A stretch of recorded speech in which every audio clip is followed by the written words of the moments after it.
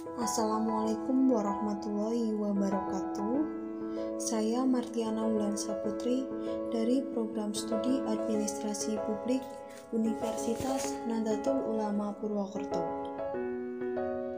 Di sini saya akan membahas ekologi administrasi negara. Apa sih yang dimaksud dengan ekologi administrasi negara? Ekologi administrasi negara berasal dari kata ekologi yang terdiri dari kata oikos dan logos. Oikos artinya rumah atau tempat tinggal, sedangkan logos artinya telaah atau studi. Jadi, ekologi adalah ilmu tentang rumah atau tempat tinggal makhluk, artinya ilmu yang mempelajari hubungan timbal balik antara makhluk hidup dengan lingkungan.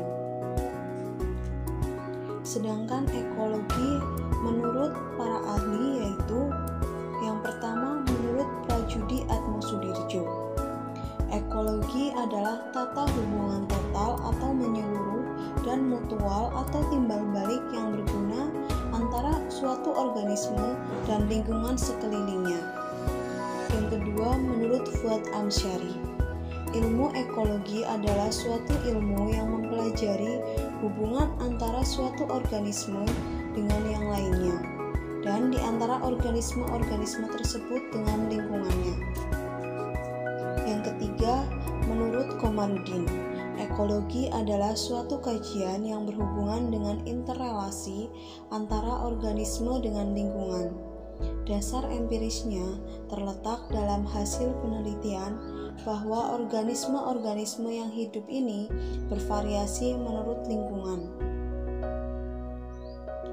Adapun pengertian ekologi administrasi negara, menurut Rijks adalah serangkaian proses yang terorganisir dari suatu aktivitas publik atau kenegaraan yang bertujuan untuk memecahkan masalah publik melalui perbaikan-perbaikan terutama di bidang organisasi, sumber daya manusia, dan keuangan.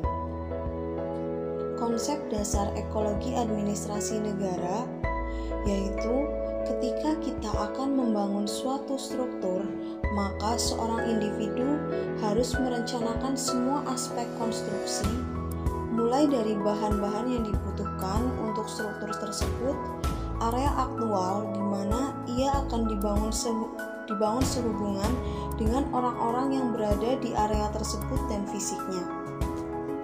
Dalam ekologi administrasi publik terdapat struktur sosial. Struktur sosial merupakan kesatuan sosial yang terdiri dari beberapa individu yang hidup bersama dengan hubungan timbal balik yang intensif dan teratur.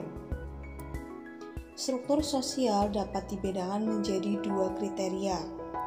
Yang pertama, Gemeinschaft atau di Indonesia lebih dikenal dengan paguyuban. Gemeinschaft adalah asosiasi sosial di mana individu-individu cenderung ke arah komunitas sosial daripada keinginan dan kebutuhan mereka. Paguyuban adalah bentuk kehidupan bersama anggotanya diikat oleh berhubungan batin yang murni, bersifat alami dan kekal. Dasar hubungan adalah rasa cinta dan rasa persatuan yang telah dikodratkan. Kemudian Gesellschaft atau di Indonesia lebih dikenal dengan patembayan. Patembayan ini merupakan bentuk kehidupan bersama di mana anggotanya mempunyai hubungan yang sifatnya sementara dan disatukan oleh pemikiran yang sama. Dalam patembayan, hubungan manusia lebih bersifat impersonal dan tidak langsung, dibangun secara rasional untuk kepentingan efisiensi atau pertimbangan ekonomi dan politik lainnya. Gesellschaft adalah karakteristik tipe ideal kehidupan perkotaan modern. Selanjutnya, ciri-ciri Gemeinschaft atau paguyuban. Yang pertama, ikatan sosial bersifat personal, tipikal masyarakat tradisional, hubungan sosial didominasi oleh kerjasama, sistem kekeluargaan dan kekerabatan masih kuat, tindakan sosial berdasarkan keyakinan, mengedepankan prinsip berdasarkan nilai bersama, interaksi sosial bersifat emosional, komposisi masyarakat bersifat homogen.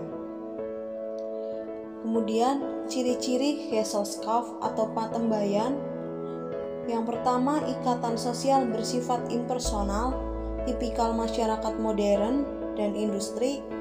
Hubungan sosial bersifat kontraktual.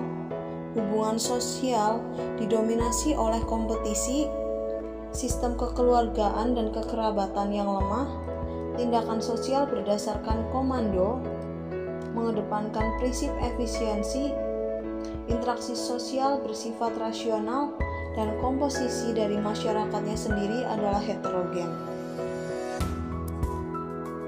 Pembuatan video ini bertujuan untuk memenuhi nilai ujian tengah semester genap tahun ajaran 2021 dan 2022. Terima kasih.